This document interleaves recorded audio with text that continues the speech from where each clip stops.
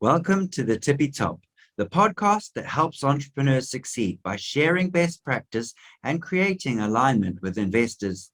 You'll hear from seasoned entrepreneurs, venture capitalists, and industry professionals.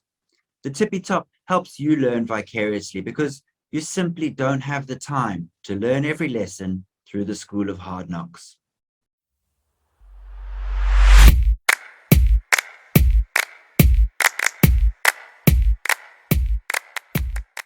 A massive welcome to Jonathan Sun, a VC that's passionate about making the ecosystem work. A breath of fresh air in what can sometimes be a very opaque industry. Welcome and thanks again for being on the show. Thanks for having me, man. Absolute pleasure. Now, we met via a mutual friend, Matthew Holding, on a VC chat group just the other day in November 2021. And we hit it off and we had a thoroughly good initial discussion about VC and startups. And one thing I learned about Jonathan is that there's no such thing as the status quo. He's really reinventing what we know and understand to be VC. And would you like to do us the honor of properly introducing yourself and Horizon VC? Yeah, so I'm Jonathan Sun, and I am the founder of Horizon VC. So what we're trying to do at Horizon VC is essentially we are combining a future earnings agreement loan, which was invented originally for university students to have an alternative way to pay for their degree, and we combine that with a safe note, and we decide to use this unique combination to be able to invest in idea stage founders on the lower end and pre-seed founders on the higher end. Great. And what was your background prior to this? So it was interesting, right? Because I think a lot of people talk about, oh, how do you break into VC and, all that stuff. Myself, all I really did was so I was a student founder back when I was in uni. I ran an ed tech app for 3.5 years. And essentially what we tried doing at that point was we wanted to match high school students to their best fit universities using creative metrics.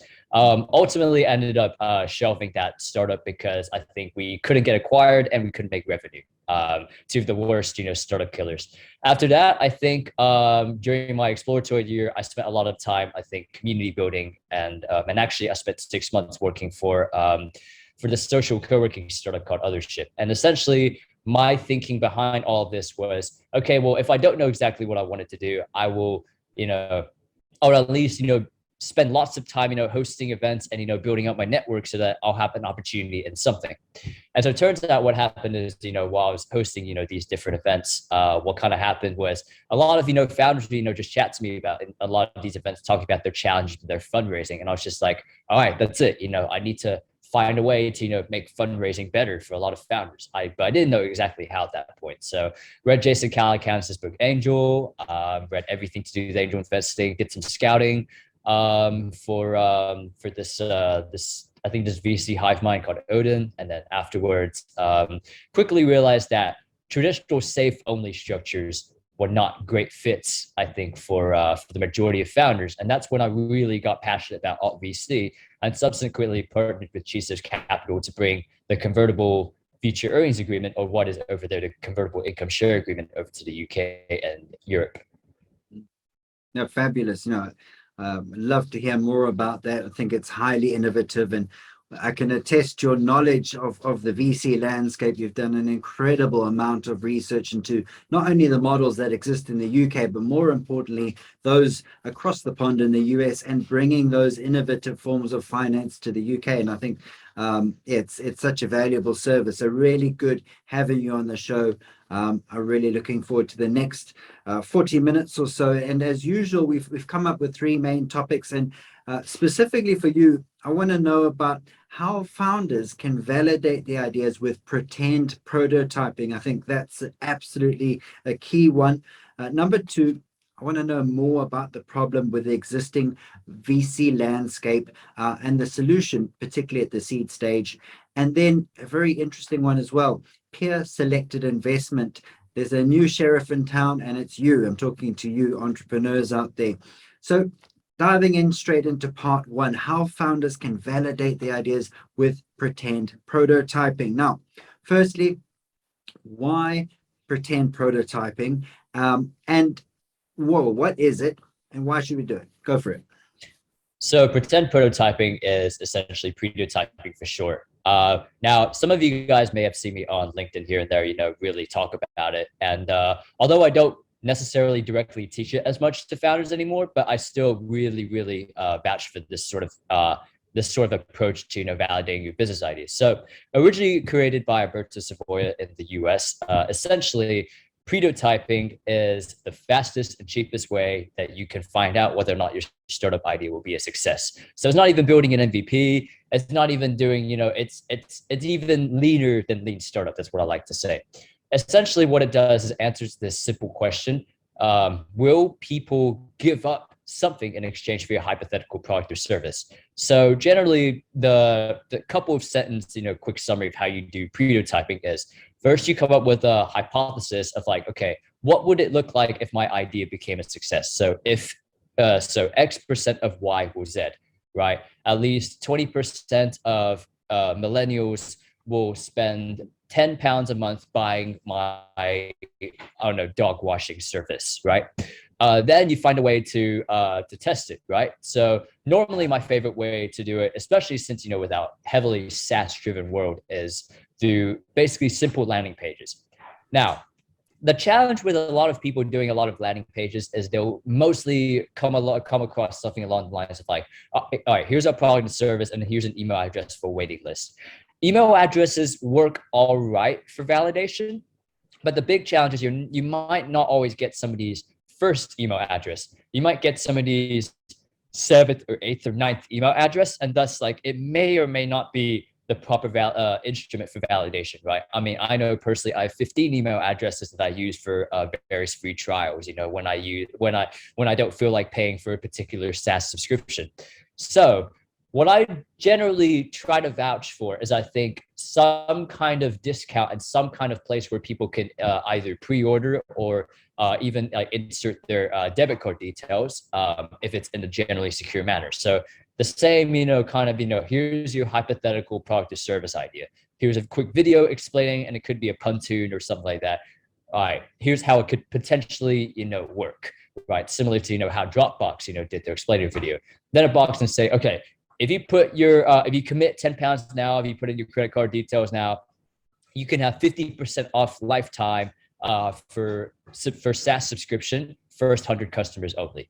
And that it's going to be a good litmus test because the majority of time you won't get there. And that's the point, right? I think that a lot more founders need to get into the habit of like, rather than like just finding the first thing that comes to their mind and then like, all right, that's what I'm going to build.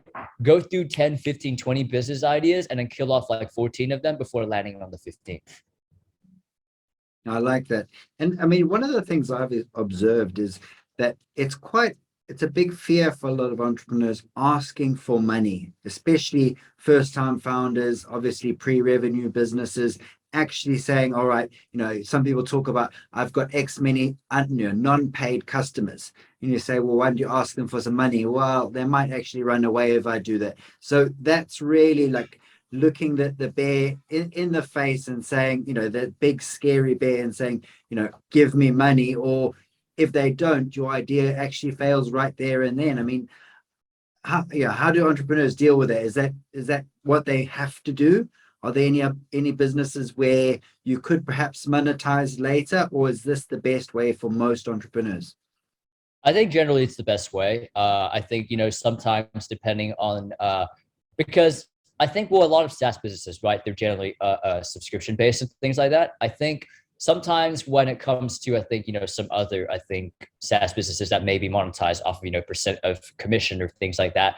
I think other substitutes such as phone numbers or even letters of intent. I think those are generally decent substitutes. Generally though, I would still say plan A is to try to get some pre-orders if you can, mostly because I think the biggest cause of startup failure is generally you can't really generate cash flow, and you can't really generate like profit, right? I think it all boils down to, I think, the raw fundamentals of you build a business, you're building a product to make money and to make profit, right? And so I think that a lot of fundamentals I've seen, being lost, especially, with the Silicon Valley, culture of, scaling and, kind of like, building a giant house off of, wooden sticks. Right. But I do think that nailing down, I think, the raw fundamentals of, is your business going to make money, is a very, very great place to start. Yeah, fully agree. And as you say, businesses fail because they can't generate income. Why can't they generate income? It's not because they didn't build a nice product, and it's not because they didn't do good sales and marketing. It's because no one actually wanted it. So rather know that at the beginning before you waste your time. Great. Now, this is actually really relevant, talking about this pretend prototyping and this landing page, because we've seen this big rise in no-code platforms. So actually, if you can get the money piece right and there's demand for the product, actually building the product on the back end of that is a lot easier than it ever was. And Jonathan, you've mentioned that no-code will democratize SaaS. Tell us about your thesis on that. Well, absolutely. I think, in the modern days, I think there's been much more, I think, kind of, advanced no code tools, that have been built out to, make it easier, I think, for non-technical founders to become their own CTOs. So examples of that, I think, you have Bubble, obviously, among a few others. I remember toying around with BuilderX a while back when I was, kind of like attempting to, make different, mock-ups of, version 2 of, my old edtech app, things like that. From an automation standpoint, which, a lot of people can use for, their B2B CRMs, especially, what we use at Horizon VC. We use an Airtable combined with Integromat, which allows you to automate a lot of your internal processes. And one of our favorite internal things that, we love as a team is called Zeno, which is, one of the kind of like the best no code backends. I think if a savvy founder is, able to, I think, utilize a combination of these tools, what allows them to do is, I think, get to market a lot faster, and particularly democratizes opportunity for those that are building a SaaS app where the SaaS isn't the main outstanding feature of it. It's more to do with the industry expertise, the connections, and, just, I think, the methodology of going about solving a particular problem. I think it's definitely going to democratize it on that end. But I think subsequently, when democratization happens, competition increases. So there's always a general rule that competition increases when things get easier. When things get harder, competition decreases, right? It's, that kind of like the natural law of, kind of like human resilience, and what your natural human's willing to put up with. So following that law, that means that there's going to be even more SaaS products than there are now. Even with this age of, democratizing SaaS, once no code models, I think, reach the next level of popularity, I think there's going to be a massive amount of, just run of the mill, businesses, try to make their internal SaaS applications, or even like 12, 13-year-olds, try to make, SaaS applications for a wide variety of different purposes. This means that, like, a lot of founders are going to have to squeeze every edge that they can get, whether maybe, how they design it, how they get the right kinds of connections, how they utilize industry or even sector expertise to, be able to, I think, build out moats that their competitors won't be able to. So I think it's going to be a very fascinating, I think, next 5 or 10 years in terms of, the SaaS revolution. And I'm really excited to, I think, see what a lot of both technical and non-technical people are going to be able to create in the future. And do you think that's going to give a lot of emphasis to chief product officers over chief technical officers? I think to a degree. I think that chief technical officers are going to have to, I think, step up in some ways in order to, I think, in a sense, retain their jobs. Because I think that especially with the advent of no code, being able to, just tack on more and more and more different functions, I think that traditional CTOs are going to have to find ways to, separate themselves, whether it is, different frameworks or different, technologies, different, ML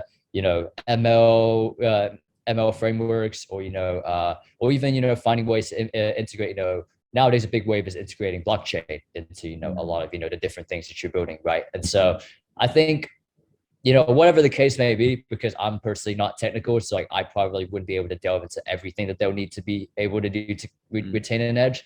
But regardless, I think um, a lot of lower end, I think, dev positions, I do see them becoming extinct in the future, and I do think higher end devs are going to have to find ways to continue to upskill and and make themselves more advanced, this ever changing world.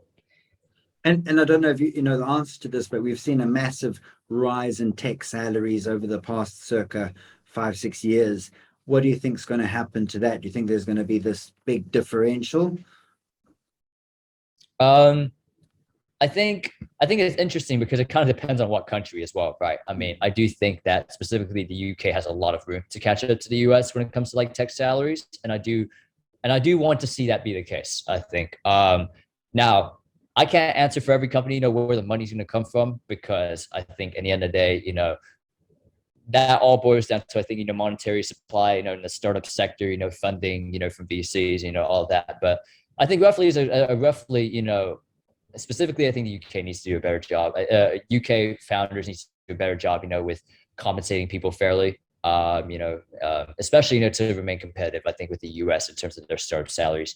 And I think in terms of, I think comparing, CTO, CPO, salaries, I think the market will decide, to be honest. I think I do think that the market generally has a decent grip when it comes to, deciding, what people get paid, using what role. And particularly, I think when there's massive demand, the pay rises dramatically as well. And so I do foresee, I think, chief product officers becoming a lot more in demand and subsequently getting paid a lot more in the future. And I think that's going to be really, really great for our economy. No, fabulous.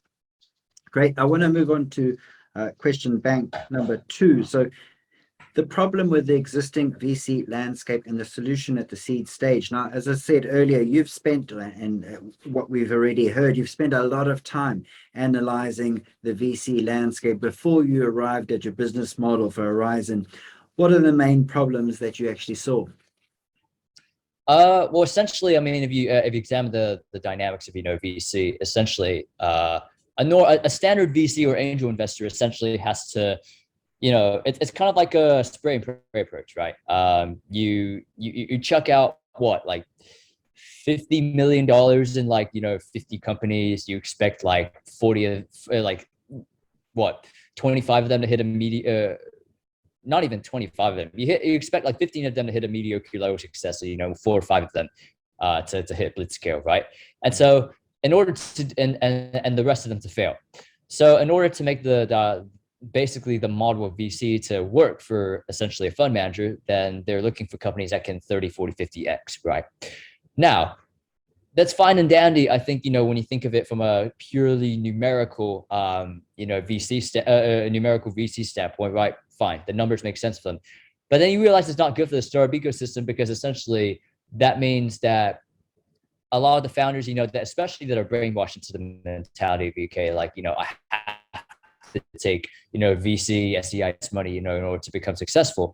That essentially means that, you're kind of forced into like an uncomfortable growth scale that, yet your business operations may not be, fully suited to.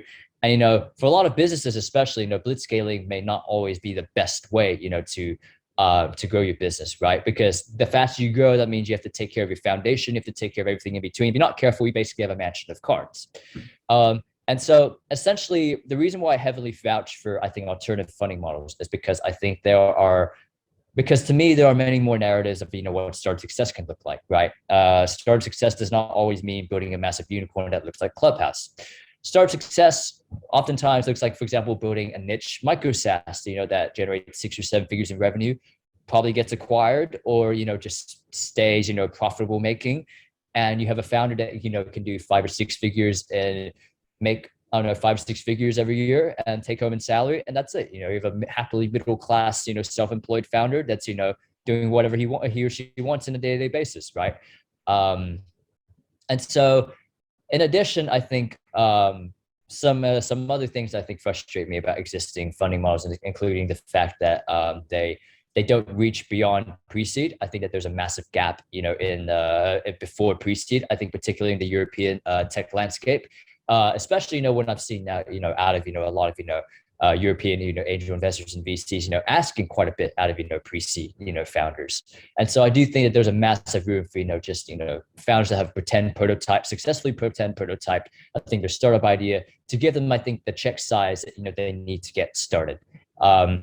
And so that's primarily why we came up with our solution, because, we really wanted to, I think, serve, that gap between before pre-seed. And also, I think with our unique model, be able to, I think, allow room, I think, for founders to have different narratives of what they want their success to look like, whether they want to build scale, or they choose to, want to build something that's a little bit more slower growing and a little bit more, I think, a little bit more sustainable, kind of go down a little bit more of that old school path of, make money and add features incrementally, grow your team by like, 5 or 10 members a year, not, kind of like go down I call it, feeding GMO to pigs path, where you just like, if in 1 year, your pig goes from, 5 kilograms to 45 kilograms, right? What happens, right? You end up with a really big pig, but the meat inside isn't the best quality, right? And so I think like sometimes I can blitz scaling to, feeding like, feeding pigs like GMO. Very good analogy. I really like that. And I hope the vegans out there don't mind it too. There you go. Great. Now, and in practice, how does the funding round work with Horizon VC? Yeah, absolutely. So we give 10 to 30,000 pound checks to founders in exchange for a future earnings agreement and a safe note. Now, say for example, we give a founder 20,000 pounds in exchange for into the dog cleaning business. So first off, the future earnings agreement goes to the founder, and essentially they're either on the hook for 1.5 times what we gave them in 5 years, or 2 times what we gave them in 10 years, right? So 30,000 pounds in 5 years to 40,000 pounds in 10 years. They only pay if they're making 2,500 pounds or more in their business, and if they're not, then they just simply tell us and they don't pay. Now, if they successfully raise a founding round of 700,000 pounds or more in a given, Series A, for example, then the future earnings agreement gets suspended and the safe note gets activated at a 20% discount to the lead investors' valuation. So that's kind of how we work, actually. I don't think there's a whole lot extra to our safe note, but I think the main unique thing is we're combining that future earnings agreement with the safe note, which protects downside, for a lot of investors up until that 700,000 pound fundraise. And at the same time, with that downside protection, we're able to, reach founders, I think, way earlier. So, whereas, a pre-seed investor would go up to a potential founder and say, oh, this is too early for us. I've heard too many, investors say too early. We're looking and say, nah, we like the potential. Let's go for it. Yeah, very nice. And I think it's a very fair and well-priced offering, and certainly fills a need in the market. So I'm so glad you're doing that. And I think a lot of people, a lot of people have student debt, so already understand the model, and just bringing that into VC makes a hell of a lot of sense. So hats off to you. Now, talking about VCs, now not all VCs are created equal. We know that. And can you tell us what the skills that you think VCs need, or what the skills are that VCs need in order to help founders adequately?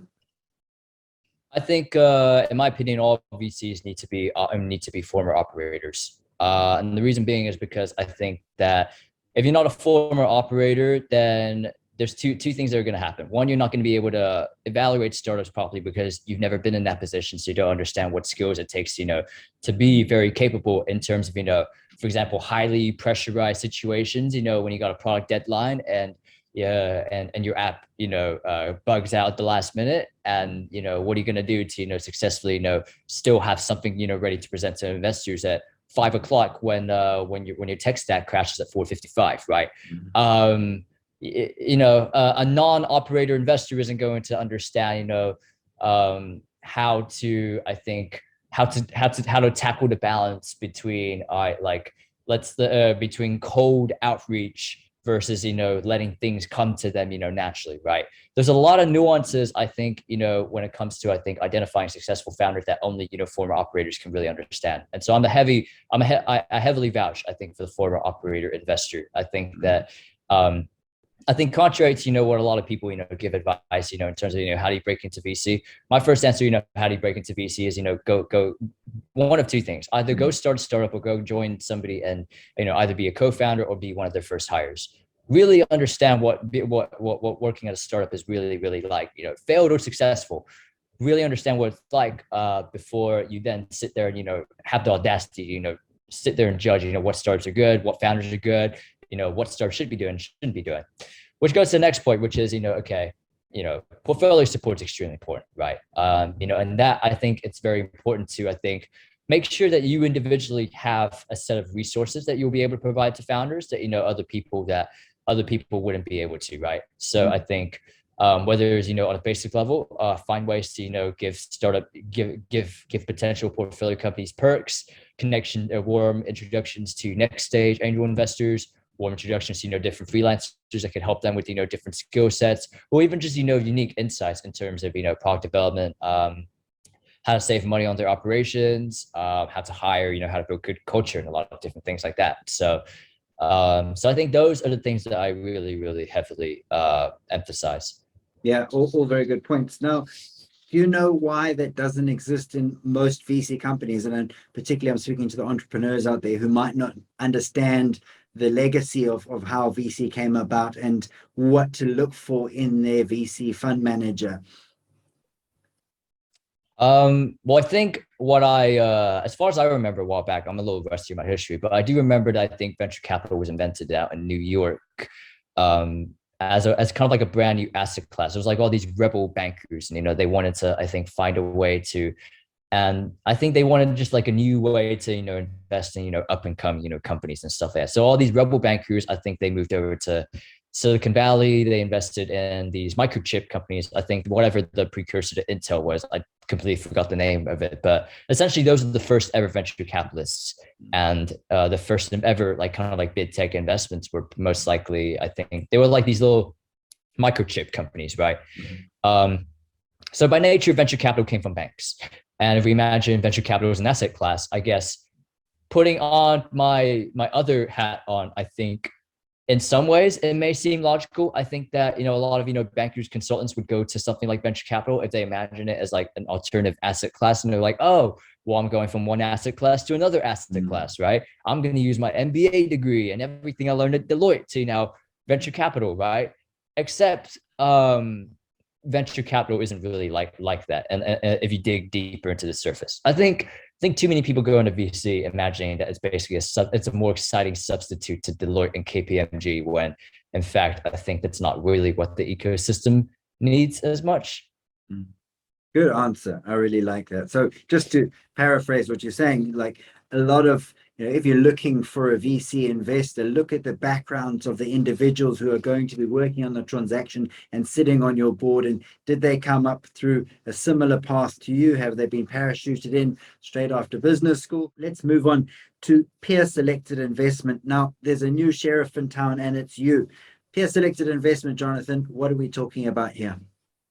Basically, peer-selected investment was invented by Village Capital, and the simple premise behind it is you let your portfolio get involved in your decision making. So, essentially, we've tried our second phase of peer-selected investment this week. Our first phase was essentially kind of like our team makeup. So what we did is essentially, because we didn't have any portfolio to speak of, so the kind of like phase one of our personal peer-selected investment journey is we essentially we essentially went to the indie hackers community in London, right? We call it Indie London, which is, it's got 660 plus members, shout out to them, they're a really awesome community. We built our entire investment community off of them because we really wanted to have a unique perspective in terms of, evaluating founders, evaluating startups, and bring a different sauce, to both decision-making and portfolio support. So everyone on our team is an indie hacker. We've all bootstrapped, and well, I don't code, but the other three members of our team do. And so essentially we've bootstrapped their own SaaS apps and made money, made profit off of them, right? Which I think that mentality, really helps in terms of figuring out, all right, like especially a lot of the deal flow we look at is SaaS. How do you take kind of like a SaaS app, from zero to profitability, right? And or what are the necessary skills to be able to get there, right?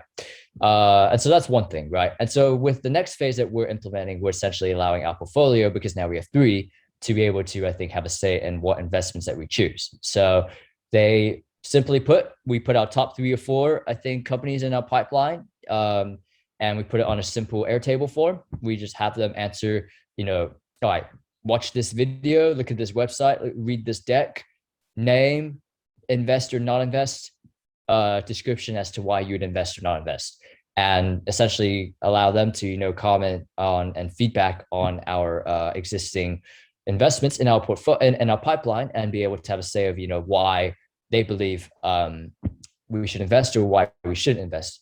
Now, it is very important to look at the statistics, because actually, according to, I think, the VilCap study, it says that 80% of founders, that actually fellow portfolio founders are able to predict whether or not an early stage founder will become successful with their business idea with an accuracy rate of about 80%, which is unbelievable. And I looked at that stat, I was just like, wow, that's crazy.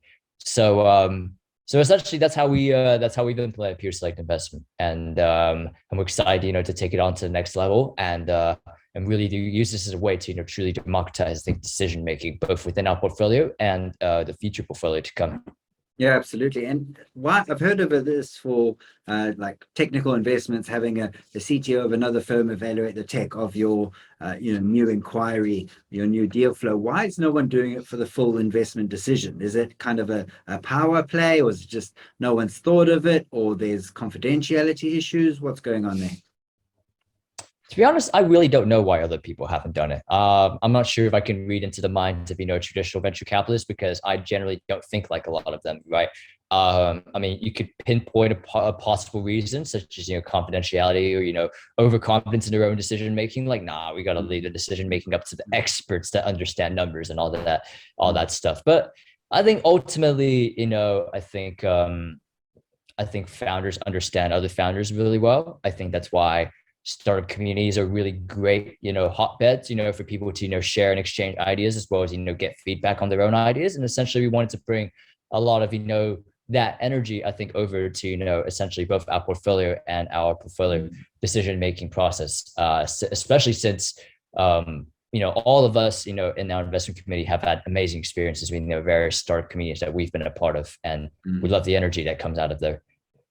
No, well said. And I mean, we look at the best venture capital firms out there, they are usually founded by former founders. So it stands to reason that the model works, right? And one of the things I wrote down that was, with this model, founders within your existing portfolio are going to have to start thinking more like investors, and everyone's going to do that. And that's going to start creating more alignment with the industry. But just to ask you, why is it important that founders start thinking like investors? Well, I think it's massive, because I think that if founders are able to, see things from both sides of the coin, then founders are not only able to, I think, craft their story in a way that, proves to investors, like, why their product, their product or service that they're building, to can't miss investment opportunity, right? I think it's imperative, because I think sometimes, it's very easy, I think, for there to be a massive misunderstanding, I think, between founders and investors, right? Where founders, they love their baby, and they think it's, the biggest thing in the world. And, investors look at it as like, yo, actually, like, this is not really it. You know what I mean? Like this, like it's an oversaturated market, not serving a legitimate pain point. It's you're making up a pain point that doesn't really exist. I've seen that a lot, right? So I think it's imperative. I think that I think successful founders need to understand, why investors think the way they do, and be able to, I think, analyze their startup with, very critical eyes. Now, it's a skill that doesn't come one day, right? I think it takes, a very high level of emotional intelligence to get there. But I think that founders are always looking for, for any way to get an edge. And I think, especially in this extremely competitive, entrepreneurial landscape, I do think that the best founders are going to be the ones that try to find every single edge that they can get, right?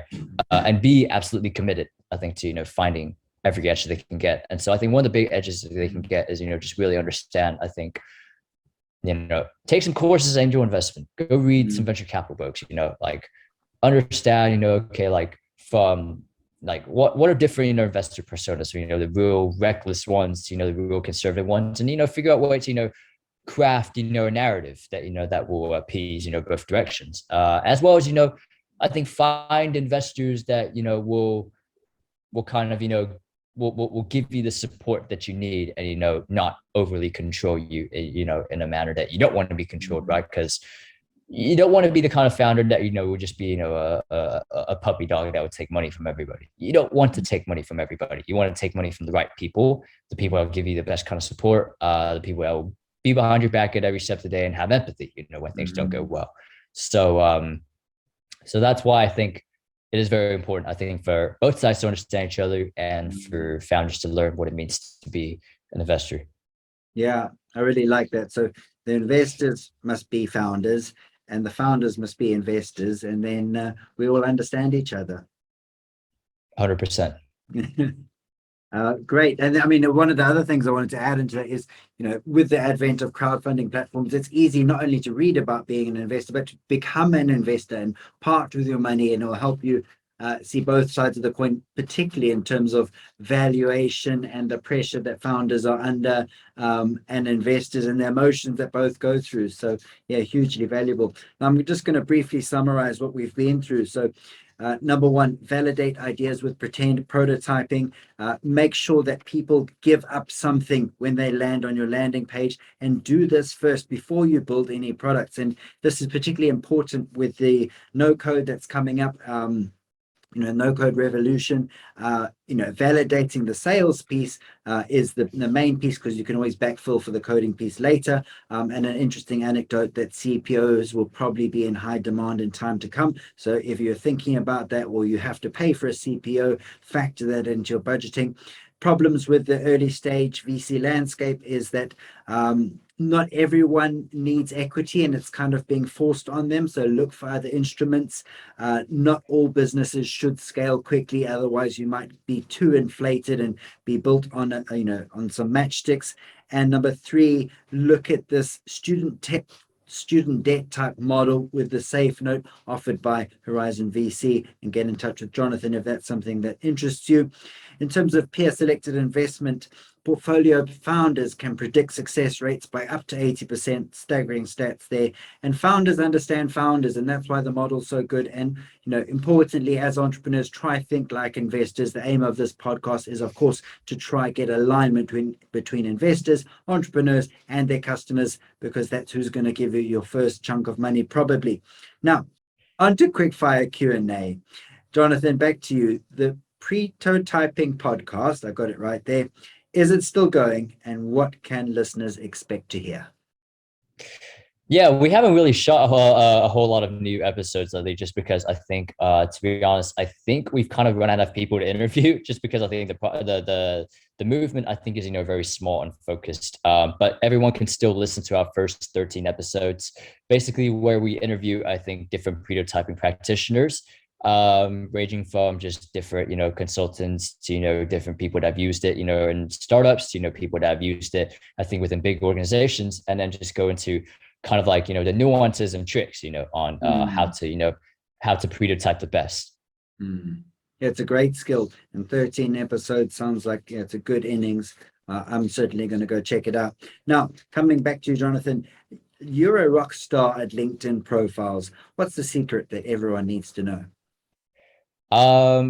I think it's important to, I think, put all of your experience in there. I think it's very important that people immediately, see you as a credible person, I think, when they land on your LinkedIn. So I heavily vouch, to put a lot of effort into it, right? I think, like, especially when it comes to, I think, LinkedIn SEO, I think, especially your tagline needs to be easily searchable. So for example, if you're an investor, you want to have, investor in your tagline. If you really care about sustainability, you want to have sustainability in your tagline to make it easy for you to have SEO. You want to list all of the experience that you have, big and small, and you want to try to build out as many recommendations as you can on the bottom of your page. Especially despite I think a lot of founders and investors increasingly turning into Twitter. I think for some reason 95 to 99% of networking events I go to, people ask me for my LinkedIn. So LinkedIn is an extremely great opportunity for you to make your first impression and put effort on it if you're not doing so already. Yeah, you can learn a lot more about someone looking at their LinkedIn than their Twitter. Otherwise, you have to just keep scrolling through all their retweets, and maybe you can click onto direct tweets, but it's a lot more difficult. So, yeah, I'm a big fan of LinkedIn, so really endorse that. Now, back to you, Jonathan. Wind forward 10 years in VC. What does it look like besides Horizon being at the top of the pile? Many more creative funding instruments. I think something that potentially excites me is being able to, I think, democratize angel investment via different blockchains and cryptocurrencies. Now, keep in mind, I'm saying this with the caveat that I'm no blockchain or cryptocurrency expert, but I think I know just enough about it that I think that that especially when people structure future startups, like DAOs and things like that. I think like with the power of, the blockchain and different crypto and investing in different startup founders and companies, being different cryptocurrencies. I think that's going to be the next stage of, startup investment. So, rather than giving you a £200,000 safe note, it'll be like, I don't know, two Ethereum with different kind of like, and then obviously, the share pool being distributed a lot more evenly, because with a DAO, that means that that everybody working with that organization has a much bigger say in terms of how it's governed and how it's governing the payout that they get, right? So so that's me off of a whim. I think that the next phase is two things. Like, one is alternative investing methods. So expect more combinations of debt, equity, crowdfunding, revenue-based financing, all that stuff.